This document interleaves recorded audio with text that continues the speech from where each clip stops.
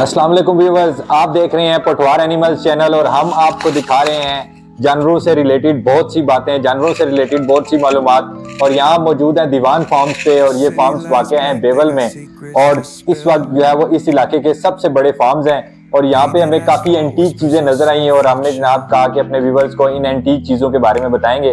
ये बेसिकली यहाँ पे इनका मेहमान खाना है जहाँ पे जो है वो मेहमानों को खाना वगैरह या मेहमानों के बैठने का एक प्रॉपर इंतजाम बना हुआ है जैसा कि आप देख रहे हैं। इसके बाद जो है ये हमारे सामने ना कुछ ये त्रिंगल टाइप जो है ना वो चीजें लगी हुई हैं और हमारे साथ भाई साहब हैं और हम इनसे पूछेंगे कि भाई साहब ये क्या चीजें हैं जी, ये जो चार इसके आप देख रहे हैं जी, ये इसको पंजाबी या तो त्रिंगल ही कहते हैं। त्रिंगल ही कहते हैं पंजाबी में। और ये चूंकि पटवारी एरिया का ये हथियार है इसलिए इसे त्रिंगल ही कहते हैं। अच्छा ये बताइए किस चीज से बनता है जी?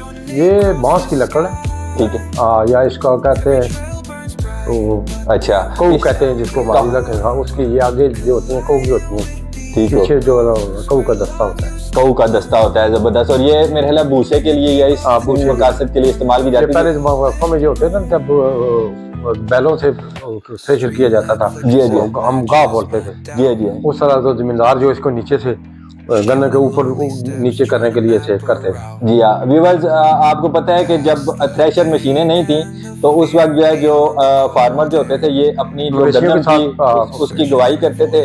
तो उस गवाही के लिए ना फिर ये त्रिंगल से ना जो ऊपर से वो चीजें हटानी पड़ती थी और ये नीचे से उसको कहते थे उल्टा नीचे कुछ वो कहते पता नहीं क्या इस तरह का जवान कहते थे, उस तरह के ऊपर नीचे करते थे इसको। जी जी ऐसे ही है, ऐसे ही है। और ये सामने आपकी बड़ी एक पंजाली नजर आ रही है जिससे जो बैल जो है वो भागने वाले बैलों को जो है ना वो बांधा जाता है। और ये सर ये कितने अरसे पुरानी चीजें हैं जी? ये त्रिंगल तो बहुत पुराने हैं। ये भी हमारे सामने इधर लेफ्ट राइट में अगर आप देखें ना तो एक हल है जी जी, ये तकरीबन हमारे कुछ 100 साल पुरानी। क्या बात है जी व्यूअर्स, ये आप हाल देख रहे हैं जी, ये 100 साल पुरानी हाल है। और इस हाल से जी लकड़ की हाल बोलते हैं, तो टोटल लकड़ की होती है जी, टोटली आप देखें व्यूअर यहाँ तक ये मुकम्मल लकड़ी की है जी।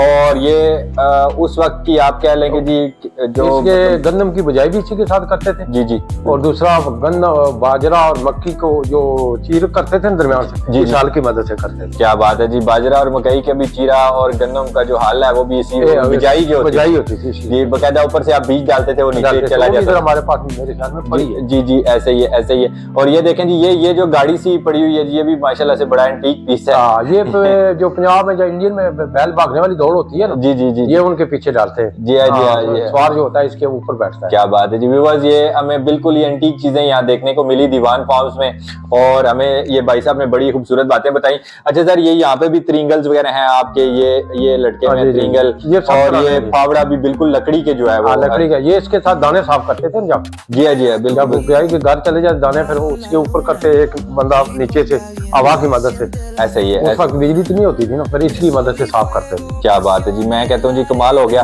और हमें आज भी बस हमने आपको जानवरों से रिलेटेड बड़ी एंटीक चीजें देखने को आपको दिखाई हैं हमने। और ये देखें जी, ये भी मजीद त्रिंगल। अच्छा ये जो हथियार है दो वाला, ये भी त्रिंगल ही होता था? ये भी त्रिंगल है, ये भी इसको की मदद से जो गन्नम की गड्डी होती है ना उसको ऊपर लोड करने के लिए, अच्छा डालकर ऊपर ट्राली पर ठीक लोड करने के लिए उस वक्त ये इस्तेमाल होता था।